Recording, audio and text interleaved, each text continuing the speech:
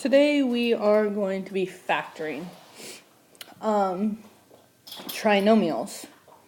So we have x squared plus 19 plus 60. So how you solve these is you want to come up with factors of c, and you want those factors when we come up with factors of c, you're going to multiply them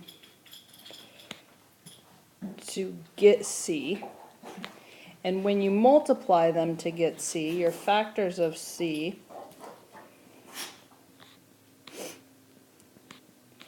should add to get b. So if you look at this, 19 is your b, 60 is your c. So we want to look up or find out what are factors of 60 when we or your pairs that you can multiply together to get 60 that also equal 19. So there's quite a few, and sometimes you're going to do positives and negatives. So 12 times 5, and when we add those we get 17. That doesn't work. 6 times 10, and when we add those we get 16. So that doesn't work. 15 times 4, when we add those we get 19. Look. So 15 times 4 is 60. When you add 15 plus 4, you get 19. So the first place in each set of our parentheses, these are going to have two terms. Okay, this is going to be an x, because this is x squared. If it was a squared, it would be an a, or any other letter squared, it would be that letter. And then plus 15 plus 4. It honestly doesn't really matter what order you put those in. You can put it x plus 4 or x plus 15. Doesn't matter. So let's look at another one. X squared plus 6x plus 8. So we want to look at factor pairs that when we multiply we get 8, and when we add we get 6. Okay? So multiply 8, add 6. So let's do 8 and 1. 8 times 1 is 8, but when you add those, you get 9. That doesn't work. 4 times 2, when you multiply those 8, and when you add them, you get 6. So that works. So we have x plus 4, x plus 2. And that's our answer. X squared plus 5x plus 6. So we want to multiply and get 6, add and get 5. So if we have 6 times 1, that equals 6, but when you add them, you get 7. And then our other factor pair of 6 is 2 and 3. So 2 times 3, when you multiply, you get 6, but when you add, you get 5. So that works. So we get x plus 2, x plus 3. So in the last chapter, we were taking this, multiplying, and getting this. We're doing the opposite now. Sometimes your factors are going to have some negatives in them. This next problem, for example, we have x squared minus 10x plus 16. So we want to multiply to 16, and we want to add to negative 10. I want to add to negative 10. That's kind of confusing. But anyways, so we look at 8 times 2. 8 times 2 is 16, and when you add, you get positive 10, but we're looking for a negative 10. 4 times 4 is 16. When you add, you get 8. 16 times 1 is 16, but when you add, you get 17. Well, if we look at these, this is close, right? But we need that to be a negative 10. So, is it true that if you multiply two negative numbers, you get a positive number? Yes, negative 8 times negative 2 is positive 16. And if you add negative 8 plus negative 2, you get a negative 10. So, that fits. So we have x minus 8, x minus 2. Another one. These are like my favorite. X squared plus 7x minus 8. So we need to multiply to negative 8 and add to positive 7. So if we need to multiply to negative 8, we know we have to multiply by at least one negative. One of our factors has to be a negative. One of our factors has to be a positive, because a negative times a positive is a negative. So if we take negative 4 times 2, we get negative 8, and if we add those, we get negative 2. But we can also do the opposite, 4 times a negative 2. And if we have 4 times a negative 2, if we have 4 times a negative 2, we get negative 8. But if we add those, 4 plus a negative 2, we get 2. So it can go both ways. So let's see, negative 8 times 1 gives us negative 8 when we multiply, but when we add negative 8 plus 1, we get negative 7, which is almost what we need. So if it's almost what we need, if it's just the opposite, let's try flipping our negative to the other factor. 8 times negative 1 is negative 8, and 8 minus 1 is positive 7. So that works. X plus 8, x minus 1. Next one we have is x squared minus 5x minus 24. So we want multiply to negative 24, and we want to add to a negative 5. So let's see here. 24, we can do negative 6 times 4. That gets us negative 24, and when we add it, we get negative 2. That doesn't work.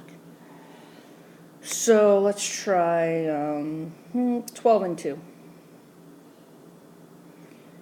That equals negative 24, but when you add those, you get 10. Okay. 8 and 3. Let's try positive 8 times negative 3. That is a negative 24. But when you add, you get 5. Oh, that's close. So let's try flipping those. That's negative 24, and when you add negative 8 and 3, you get negative 5. So see, if you try these and you don't go both ways, where you have your 6 times negative 4 underneath, you can figure out which set gets you the opposite. Like this got us the opposite, and then we can just flip signs, so it makes it a little bit easier. Now these are easy if you know your factors well, and if you can add integers real well. If you can't do those two things, well then you probably should get a calculator out first of all, and you're gonna need to practice a bunch before you start getting the hang of these. X squared plus x minus 20.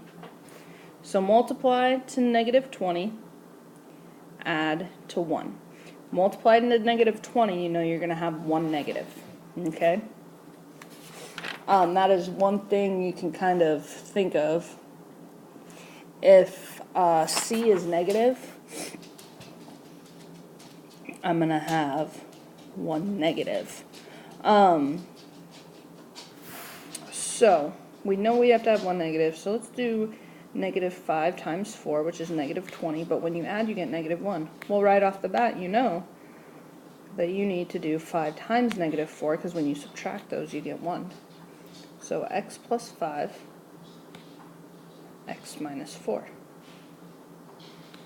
Or if you have, let's see here, x squared plus 2x minus 15.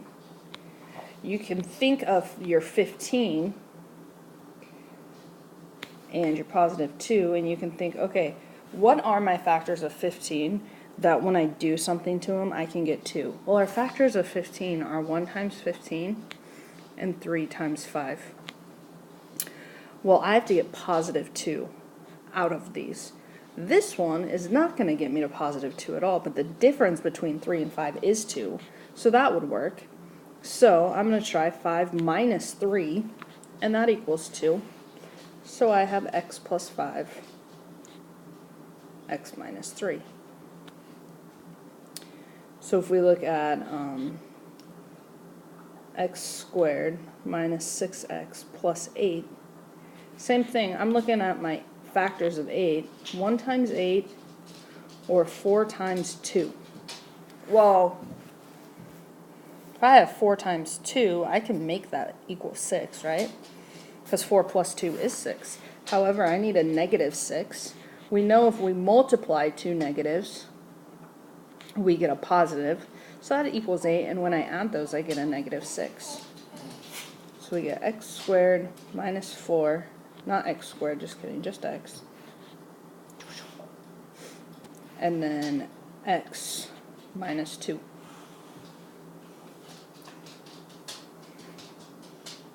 Let's see here. X squared minus 8x minus 20. So if I'm looking at my factors of 20, I got 1 times 20, 4 times 5, 10 times 2. And if I'm looking at all those numbers, 1 times 20 is never going to get you 8. 4 times 5 is never going to get you 8, because when you add them, you get 9. 10 plus 2 is 12, and when I minus it, it's 8. So it's got to be somewhere here. This is negative, though, so one of those has to be negative. And I'm trying to get negative 8. So I can have 10 times a negative 2, or I can have negative 10 times a positive 2. 10 minus 2 is 8. Negative 10 plus 2 is negative 8. So it must be x minus 10, x plus 2.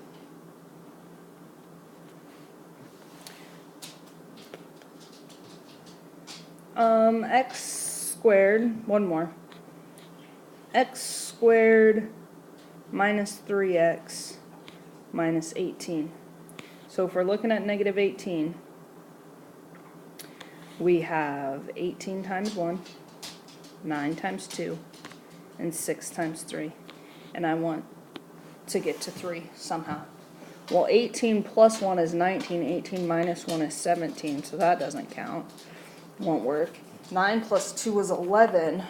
9 minus 2 is 7, so that one's out. 6 plus 3 is 9, but 6 minus 3 is 3. So we either have negative 6 times 3, or we have 6 times negative 3. Negative 6 plus 3 is negative 3. 6 plus a negative 3 is 3, so it's got to be that one. Boop. And so you can either do both ways. You can go through like we did the first ones and just list all of them and add, or you can figure out, okay, list your 3 or 4 factor pairs and figure out which one is going to get you to whatever number is in B.